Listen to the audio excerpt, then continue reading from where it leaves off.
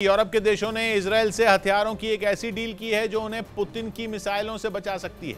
पश्चिमी मीडिया ने दावा किया कि पुतिन की धमकी से बौखलाए यूरोप के देश इजरायल से मिसाइल डिफेंस सिस्टम खरीदने जा रहे हैं, क्योंकि उन्हें डर है कि पुतिन की मिसाइलें कभी भी उनकी तरफ मुड़ सकती हैं।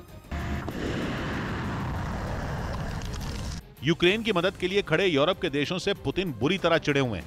माना जाता है कि उनका बस चले तो वो उन देशों का नामो निशान तक मिटा दें। और पुतिन के इन्हीं तेवरों की वजह से यूरोप के कई देश खुद की सुरक्षा मजबूत करने में जुटे हुए हैं।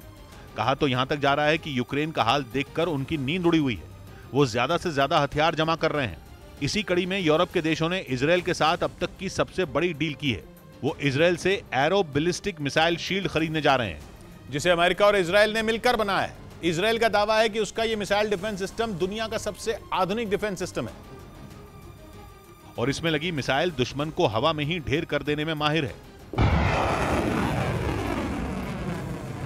इजरायल तो यहां तक दावा करता है कि उसके डिफेंस सिस्टम में लगी एरो 3 मिसाइल सैटेलाइट तक को गिरा सकती है। इस मिसाइल की खासियत यह है कि यह खुद ही बैलिस्टिक मिसाइलों को ढूंढ निकालती है, खासतौर पर उन मिसाइलों को जो परमाणु हथियारों से लैस होती हैं। इसके बाद ये 2400 किलोमीटर से ज्यादा दूर तक जाकर उनका सफाया कर सकती है और इसी वजह से यूरोप के देश इसे किसी भी कीमत पर पाना चाहते हैं। इसके लिए यूरोप के 15 देशों ने इजरायल से डील की है। एरो बैलिस्टिक मिसाइल शील्ड के लिए इन देशों ने 300 करोड़ यूरो यानी भारतीय रुपयों में करीब 25,000 करोड़ का सौदा किया है। हालांकि इस डील को अमेरिका की मंजूरी मिलनी बाकी है, जिसके बाद ही ये मिसाइल डिफेंस सिस्टम यूरोप के देशों को मिल पाएगा। इस बीच यूक्रेन की सेना ने रूस के हेलीकॉप्टर को मार गिराने का दावा किया। यूक्रेन ने आरोप लगाया कि रूस का मी-8 हेलीकॉप्टर उसके रिहायशी इलाके में घुसने की कोशिश कर रहा था, जिसे उसकी सेना ने मिसाइल से हमला कर तबाह कर दिया। यूक्रेन की तरफ से इस हमले का एक वीडियो भी जारी किया गया, जिसमें आसमान में एक हेलीकॉप्टर उड़ता दिखाई दिया, जो इस बात से बिल्कुल बेखबर था कि दुश्मन की नजर उसी पर है।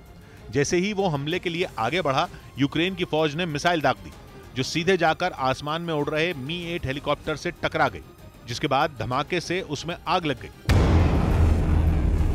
हालांकि इस दौरान हेलीकॉप्टर को लैंड कराने की कोशिश की गई, लेकिन आग इतनी भयानक हो चुकी थी कि हेलीकॉप्टर जमीन पर आ गिरा, जिसकी वजह से उसके परखचे उड़ गए।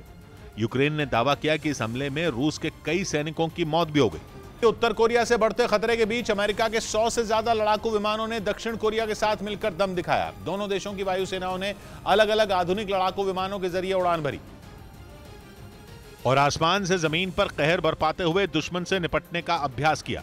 दावा है कि उत्तर कोरिया के 2 बैलिस्टिक मिसाइलों के टेस्ट के बाद दक्षिण कोरिया अलर्ट हो गया है। खबर है कि इसी वजह से उसने अमेरिका के साथ मिलिट्री ड्रिल की। दोनों देशों की वायुसेनाओं ने जंग के अलग अलग हालात बनाकर उनसे निपटने का अभ्यास किया। बताया जा रहा है कि कुछ दिनों पहले ही किम ने 2 ऐसी क्रूज मिसाइलों का परीक्षण किया था, जिनमें परमाणु हथियार भी लोड किए जा सकते हैं। खबर है कि इसी खतरे को देखते हुए साउथ कोरिया पूरी तरह से तैयार रहना चाहता है, ताकि अगर किम उसकी तरफ आंख उठाकर भी देखें तो वो मुंह तोड़ जवाब दे सके। बताया गया कि दोनों देशों के बीच ये मिलिट्री ड्रिल 4 नवंबर तक चलेगी, जिसमें 240 से ज्यादा लड़ाकू विमान शामिल होंगे।